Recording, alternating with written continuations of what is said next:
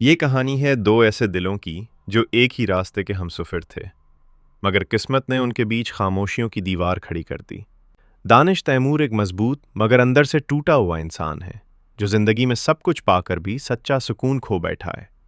دوسری طرف حبہ بخاری ایک نرم دل مگر خوددار لڑکی ہے جو محبت پر یقین رکھتی ہے مگر بے وفائی سے ڈرتی ہے۔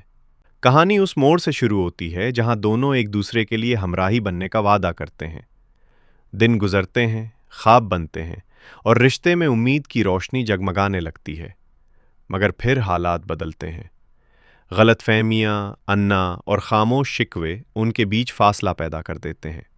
دانش تیمور کا کردار اپنی مصروف دنیا میں اتنا الجھ جاتا ہے کہ وہ حبہ کے احساسات کو سمجھ نہیں پاتا۔ وہ سمجھتا ہے کہ خاموش رہنا ہی مضبوطی ہے، مگر حبہ کے لیے یہ خاموشی سب سے بڑی سزا بن جاتی ہے۔ حبہ بخاری کا کردار ہر بار رشتے کو بچانے کی کوشش کرتا ہے، مگر جب خودداری محبت سے ٹکرا جائے تو انسان ٹوٹ جاتا ہے۔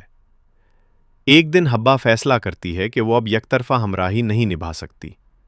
وہ چلی جاتی ہے، مگر اس کے جانے کے بعد دانش کو احساس ہوتا ہے کہ اصل ہمراہی وہی تھی جو ہر حال میں ساتھ چلنے کو تیار تھی۔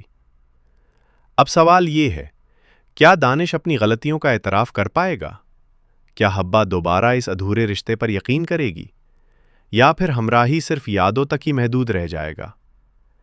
ہمراہی صرف ایک محبت کی کہانی نہیں، بلکہ یہ احساس ہے کہ رشتے لفظوں سے نہیں، احساس سے جیتے ہیں، کیونکہ جو سچا ہمراہی ہو وہ ہر مشکل میں ساتھ چلتا ہے، خاموشی سے نہیں، سمجھداری سے۔